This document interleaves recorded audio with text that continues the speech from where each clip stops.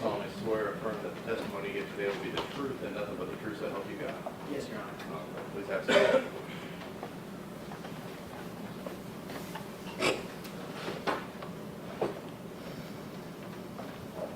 Would you state and spell your first and last name for the record? My name is Robert Long, RobertLong. And Mr. Long, am I correct that you are here pursuant to subpoena? Yes, sir. And where were you employed on January 7th, 2023? Memphis Fire Department.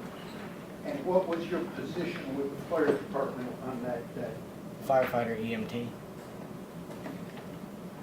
And what engine were you riding on January 7th, 2023? Engine 55. Did you on engine 55 respond to a call at Ross and Reynolds? Yes. I apologize. I'm going to play a portion of a clip from a video that will be marked into evidence. And I am going to stop it at one point and ask if you recognize yourself.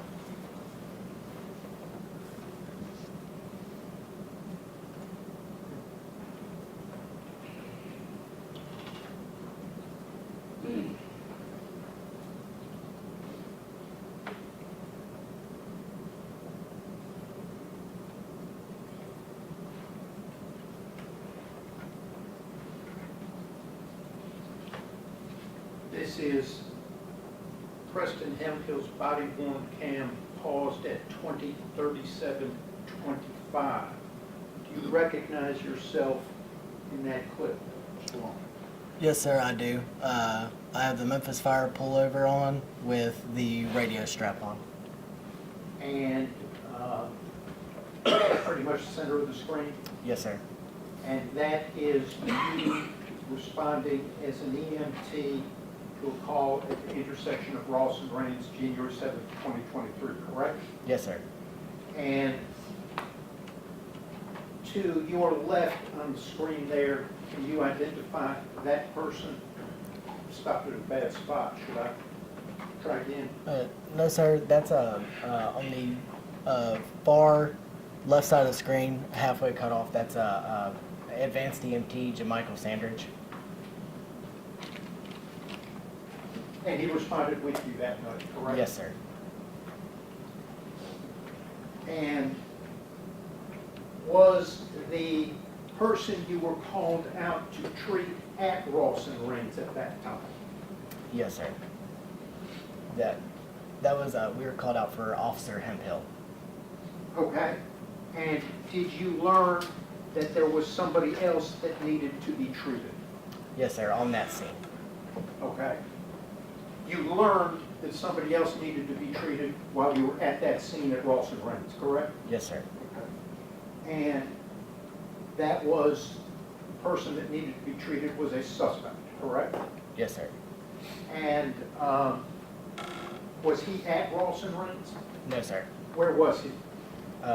We were told later in the video, or if it was play on, that he was at a different location of a Castlegate lane. Okay. And did Engine 55 go to that location? Yes, sir. Okay. And when you got there, was Castlegate Lane blocked by several police cars, parked police cars? Yes, sir. Where did Engine 55 park? We parked at the intersection of Castlegate and Ross, about a block away. Okay. And what did you do next?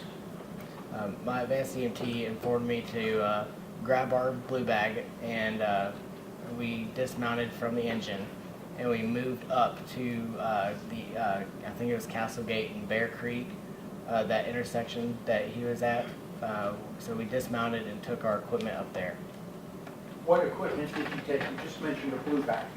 My advanced EMT partner grabbed the cardiac monitor, which is a heart monitor that's above me. I'm not too sure on the specifics of it. And then I grabbed the blue bag, which is our bandaging equipment and some medications that are in there. It's the trauma treatment equipment, correct? Yes, sir. Going to play another portion of a video from Desmond Mills's body-worn camera. I'll stop it and ask you to identify yourself, if you can.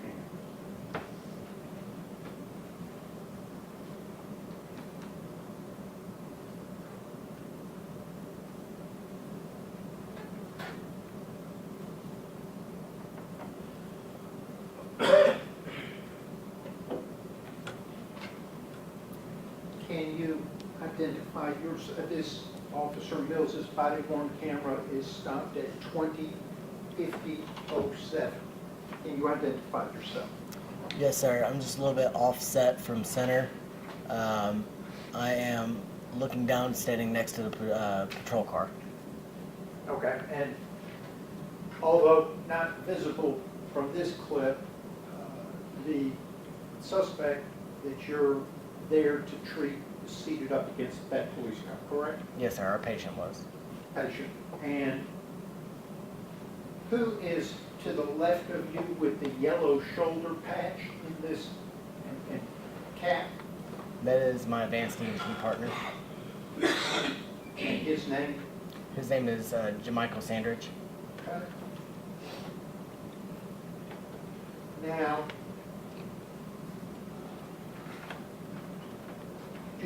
are you employed by the Memphis Fire Department today? No, sir. When were you terminated? January 30th, 2023. And to your knowledge, was it related to your conduct on January 7th, 2023 at work? Yes, sir. Now, on January 7th, 2023, when you got to Castlegate and Bear Creek, you observed a person later known to you as Tyre Nichols, correct? Yes, sir. Okay. And you spoke to him. Yes, sir. What did he tell you? He told me his name and his age. How was he sitting? He was sitting upright against the patrol vehicle. Sitting in a normal seated position? A little bit canted off to the right. Okay. What did his head and face look like? He had a bump on his head, and then he had dried blood under his nose, and then he had a busted lip. Was there any active bleeding about the face? No, sir. What else did he tell you as you spoke with him? I asked him if he had consumed any alcohol. He admitted to having alcohol, and then I asked him if he had taken any drugs. He did not confirm nor deny that he had drugs. How did his speech appear? It was a little slurred, but it was, I took that as consistent with being under the influence of alcohol.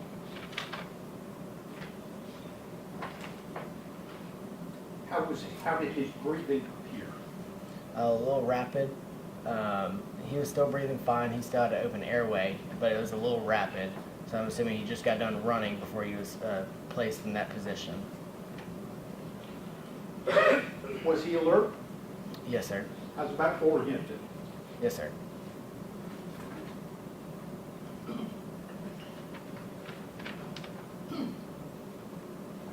What did he request of you? To stand him up and uncuff him. What was his pulse like? I didn't get a physical pulse on him.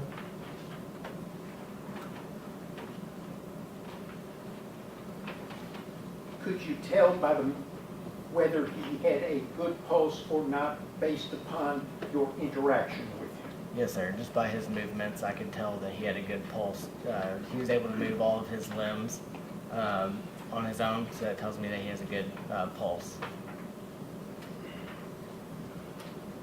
Did you learn how he obtained injury, the facial and head injuries that you just described?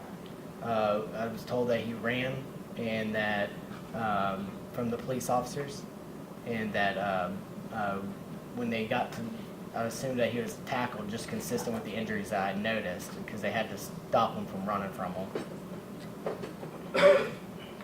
What about any pepper spray?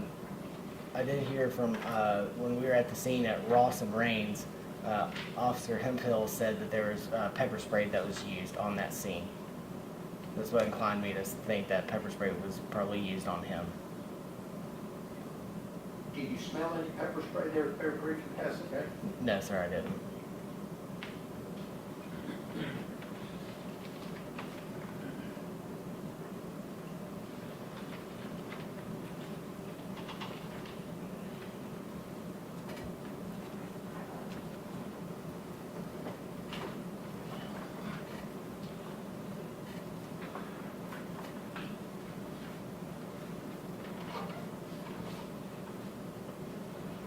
Did you examine his pupils? Yes, sir, I did. And how would you describe his pupils? His pupils were pinpoint. And what did the pinpoint pupils indicate to you and cause you to do? They indicated to me that he was under the influence of some sort of drug, and so it caused me to call for an ambulance. Why call for an ambulance since you're an EMT? To get a higher level of care to the scene, such as a paramedic. Did that occur? Yes, sir. Who was the paramedic that arrived with the ambulance? Yes, sir. That was a paramedic Jesse Guy. Okay. Paramedic has more training than an EMT? Yes, sir. Who else arrived with the ambulance? His partner, the EMT, Jalen Jones.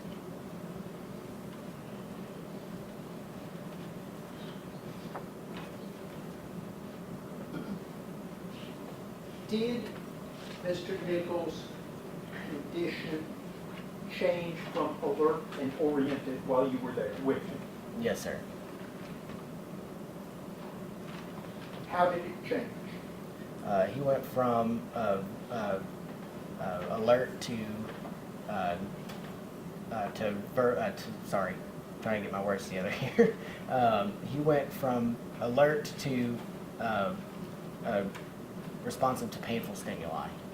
Okay, and for those of us who have no medical training, started with your question, what does responsive to pain mean? So what we'll do as an EMT is, if we notice that a status has changed, we will administer a sternal rub. And so it's just taking the knuckle of your fist and just rubbing on their chest to start painful stimuli, and that usually causes like either a muscle jerk, and that tells it that they're responsive to pain. If they didn't react at all, then it's unresponsive. Okay, so upon arrival, he's alert and oriented, correct? Yes, sir. Stays that way for several minutes? Yes, sir. And he's that way when you called for the ambulance? Alert? Alert and oriented? Yes, sir. Ambulance call was because of the pinpoint pupils? Yes, sir.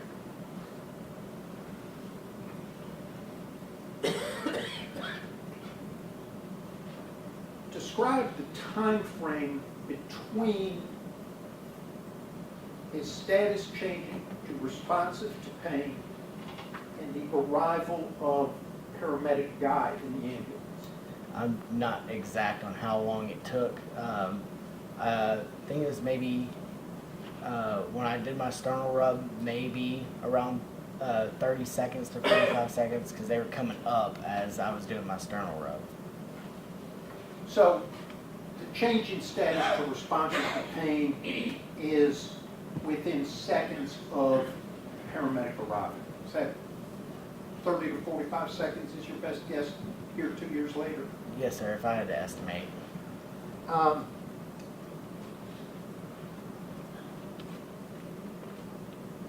Upon arrival, did paramedic guy take over the medical care? Yes, sir. And at that time, did you go get the oxygen bag? Yes, sir. And the oxygen bag was back at the engine on Ross Lane, correct? Yes, sir. Until then, Mr. Nichols had not been administered oxygen, is that correct? Yes, sir.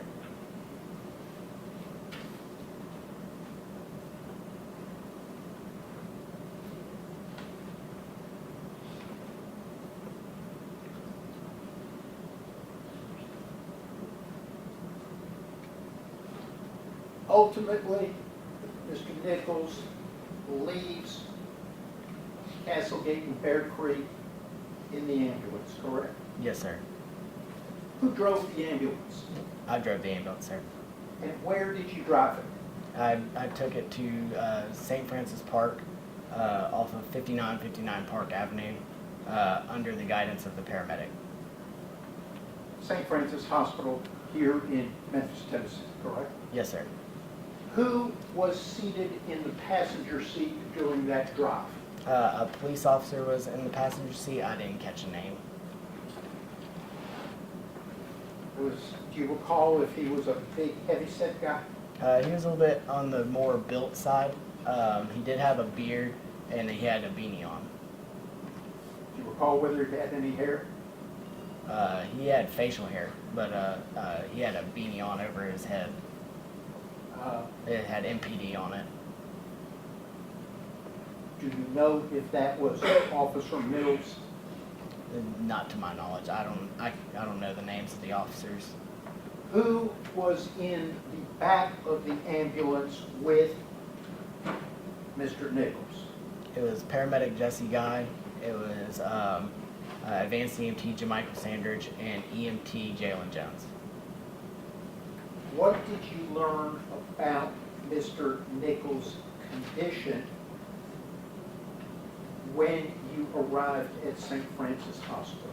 When I arrived and started to unload Mr. Nichols out of the back of the ambulance, when I opened the doors, I noticed that the Lucas device, which is it does the compressions in CPR, was attached to him, and so that told me that he went into cardiac arrest.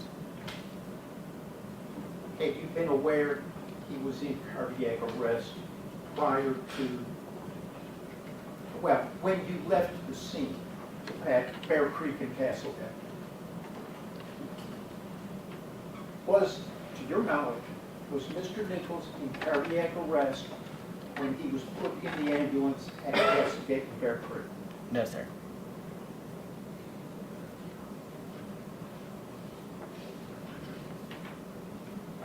What did you do upon arrival at St. Francis Hospital?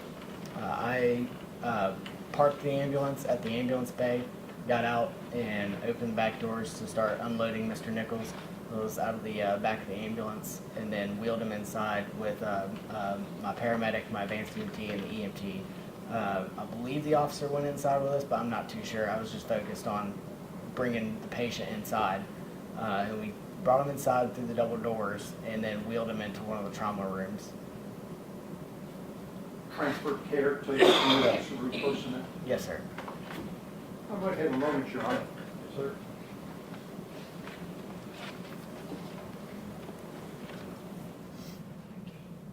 I pass the witness, Your Honor. All right. Just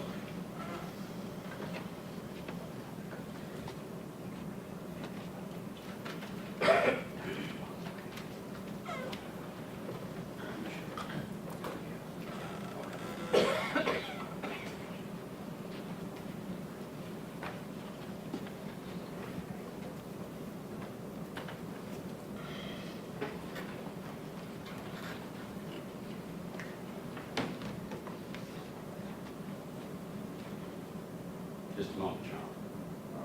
Court's indulgence.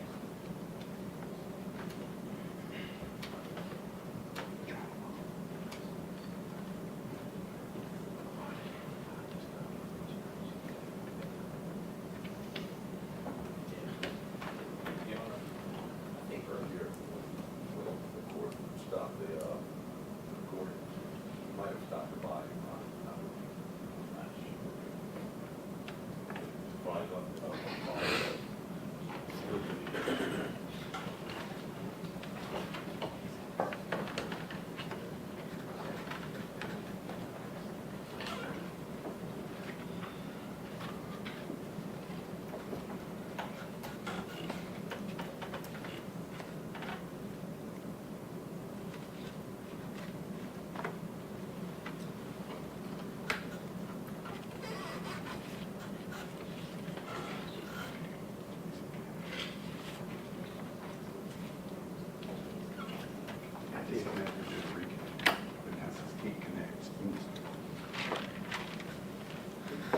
It's disconnect. I'll check.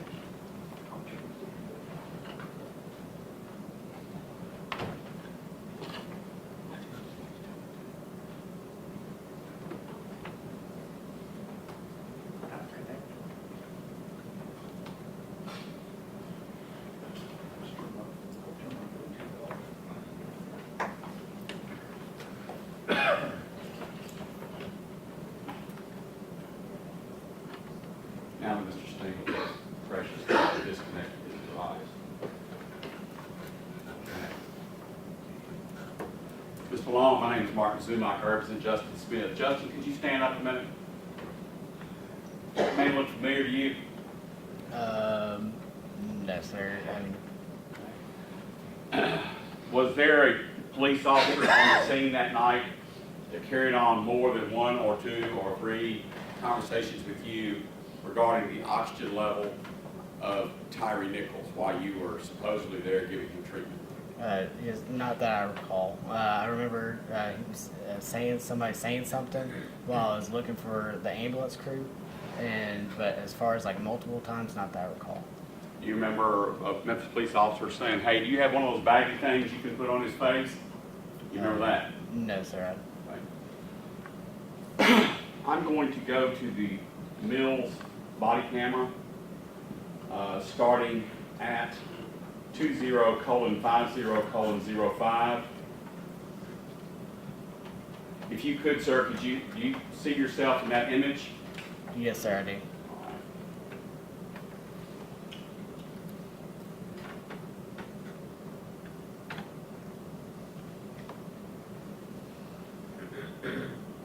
My body's at 100%.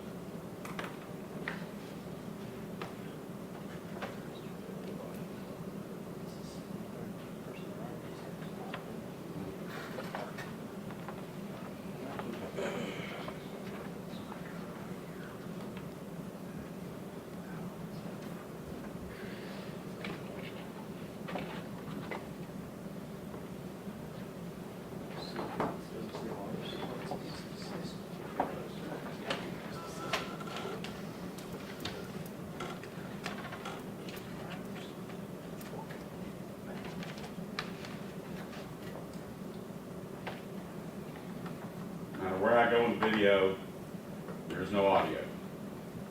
And mine is not on mute, it's at 100%.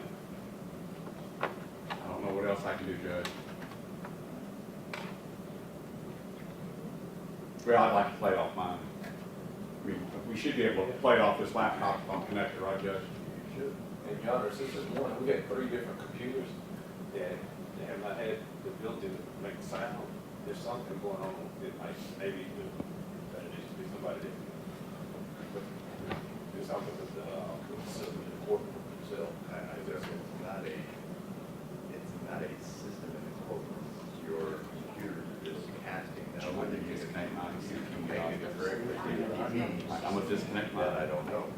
Well, we're connected because the video's coming up. It's an audio sound. There's something that is disconnected with, that somehow stopping the sound because it did it on this one, it did it on his, and it did it on this one. Now,